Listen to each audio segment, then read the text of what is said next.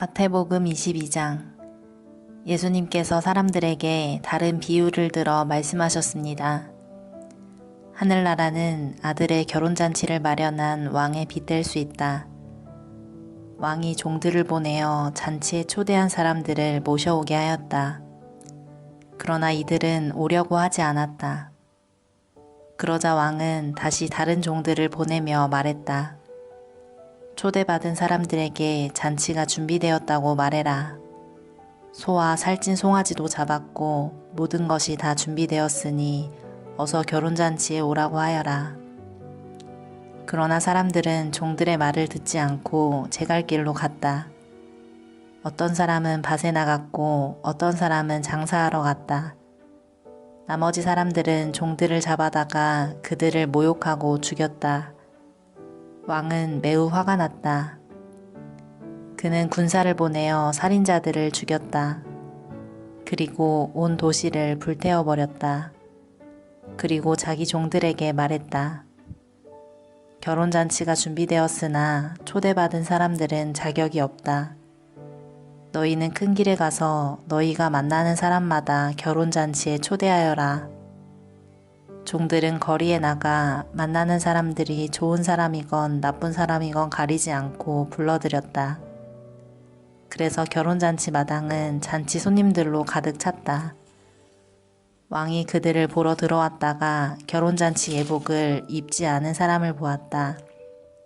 그 사람에게 왕이 말했다.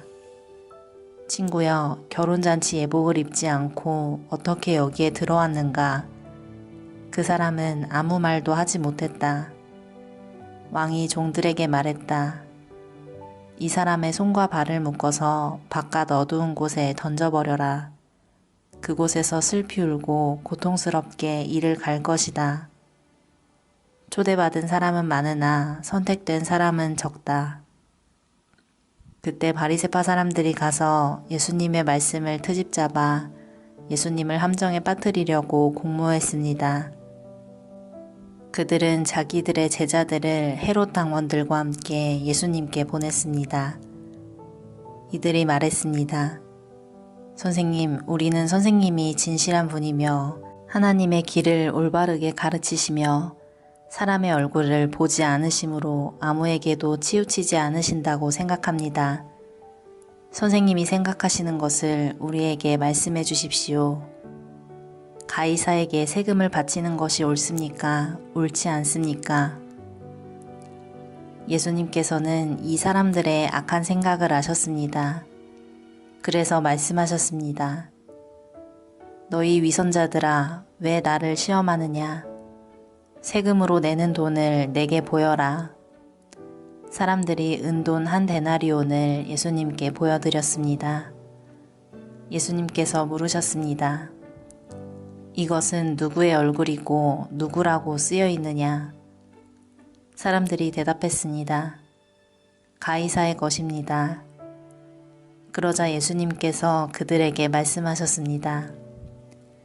가이사의 것은 가이사에게 주어라. 그리고 하나님의 것은 하나님께 바쳐라.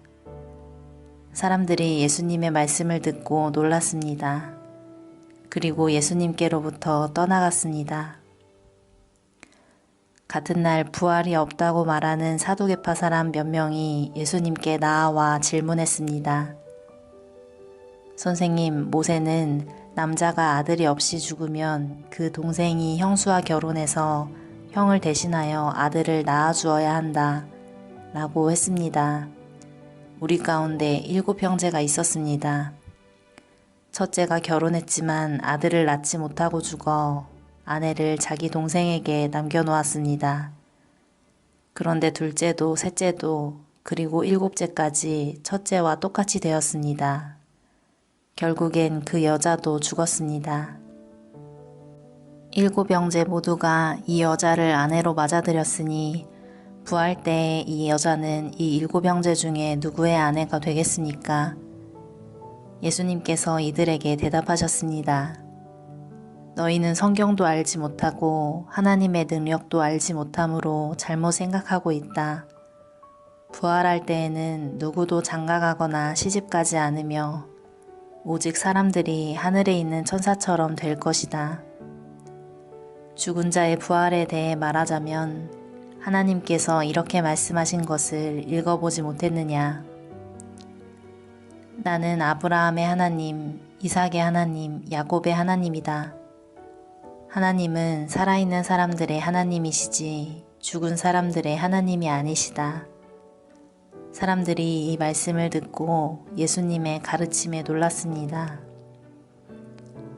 예수님께서 사두개파 사람들의 말문을 막으셨다는 소식을 바리새파 사람들이 듣고 함께 모였습니다. 그 가운데 율법의 전문가 한 사람이 예수님을 시험하려고 질문을 하였습니다. 선생님, 율법에서 어느 것이 가장 중요합니까? 예수님께서 그에게 대답하셨습니다. 내 모든 마음과 모든 목숨과 모든 정성을 다해서 내 하나님을 사랑하여라. 이것이 가장 중요하고 우선되는 계명이다. 두 번째 계명은 내 이웃을 내 자신처럼 사랑하여라 인데 이것도 첫째 계명과 똑같이 중요하다. 모든 율법과 예언자들의 말씀이 이 두 계명에서 나온 것이다. 바리새파 사람들이 함께 모여 있을 때 예수님께서 그들에게 질문하셨습니다. 너희는 그리스도에 대해서 어떻게 생각하느냐? 그가 누구의 자손이냐? 바리새파 사람들이 대답했습니다. 다윗의 자손입니다. 그러자 예수님께서 그들에게 말씀하셨습니다. 그러면 다윗이 성령의 감동을 받아 어찌 그리스도를 주님이라고 불렀겠느냐? 그는 여호와께서 내 주님에게 말씀하셨습니다.